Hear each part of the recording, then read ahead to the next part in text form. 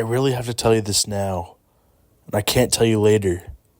But what I do know is that you can sit back and relax.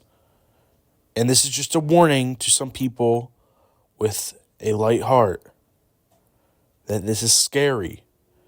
And if you don't have a heavy stomach, then I guess joke's on you. You could click off the video.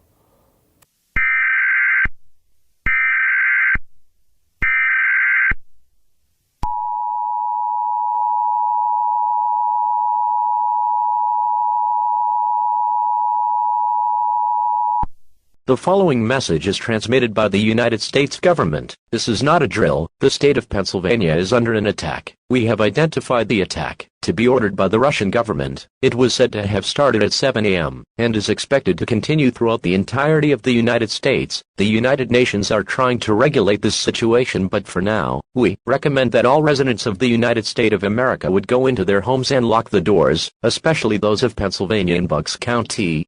For more information, please keep this program on at all times.